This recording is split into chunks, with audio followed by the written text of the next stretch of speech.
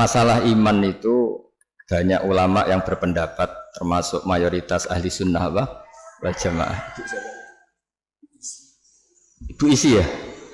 Kok bisa namanya gitu? Iskarima. Oh ya bahasa Arab.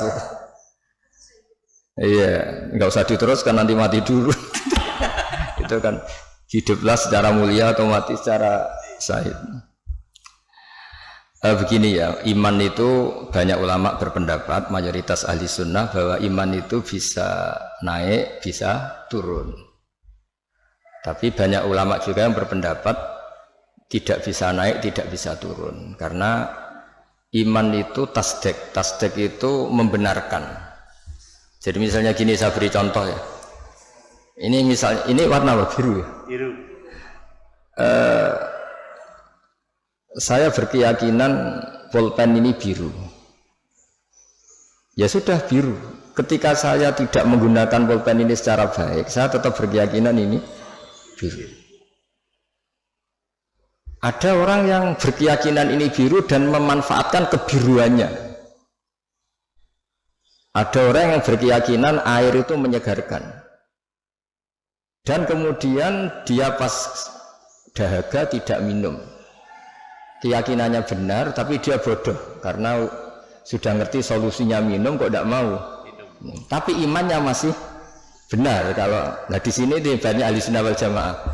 Orang percaya kalau Allah itu Tuhan, Muhammad adalah Rasulullah wa Habibullah. Tapi dia nyuwun sewu tidak sholat. Menurut pendapat ahli sunnah wal jamaah, dia tetap entah kapan tetap masuk surga karena dia tetap iman. Orang yang mengatakan air itu menyegarkan itu masih waras, meskipun dia tidak memanfaatkan air itu.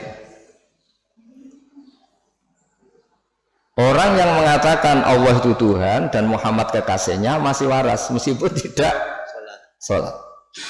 Nah di sini makanya pendapat ahli sunnah itu gimana?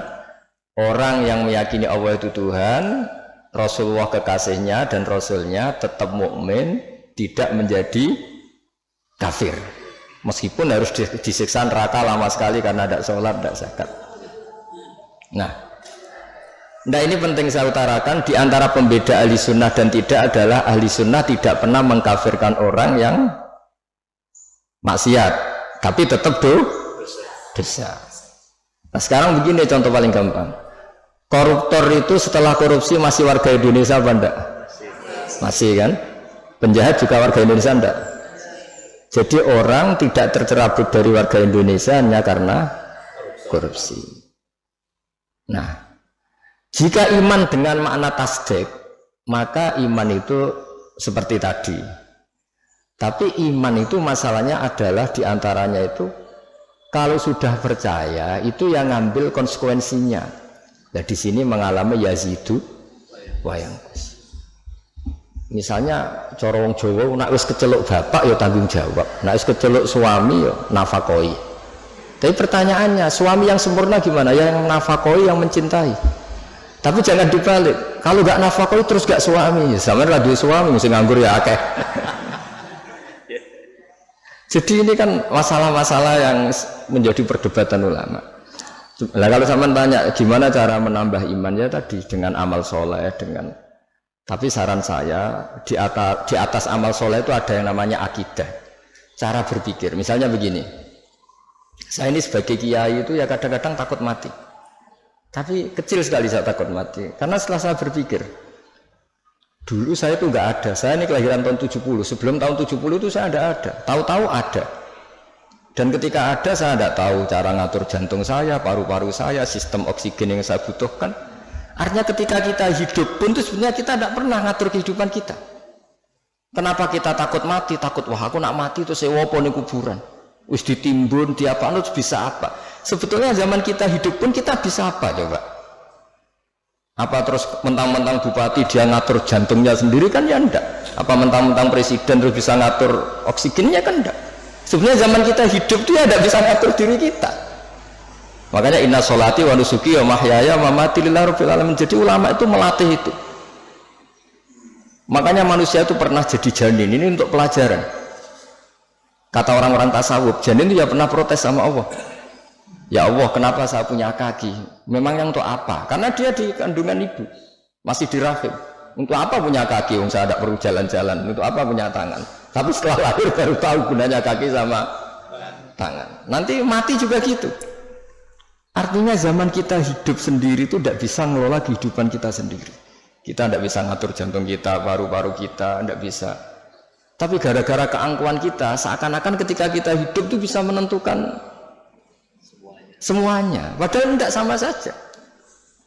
Nah, dengan begini terus kita iman tuh gampang. Ya sudahlah, paling mati seperti itulah. Saya zaman hidup ya tidak ngerti cara ngatur hidup. Toh nyatanya hidup paling pas mati juga Allah cara ngelola kehidupan kita setelah mati. Ya sudah.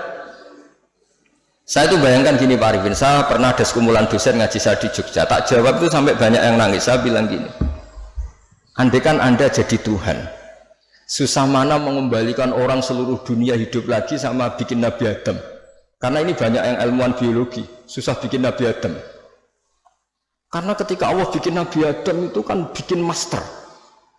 Di Nabi Adam itu tersimpan miliaran atau ratusan miliar orang yang akan hidup ila yaumil. Allah harus bikin satu sistem gen yang berpopulasi, yang melahirkan populasi utuh lagi. Itu kayak apa desainnya susahnya? Di Nabi Adam itu awal mula coba harus bikin sperma yang nanti itu jadi indukan semua sperma seluruh dunia. Jadi cara ilmuwan nak wis ana dibalekno gampang, wis ana datane. Ana adene cara notaris. Artinya apa? Sebetulnya alam seluruh manusia ini pernah ada di satu fisik orang, yaitu Nabi Adam. Lha cara sampean dadi ilmuwan, susah gak gawe Nabi Adam.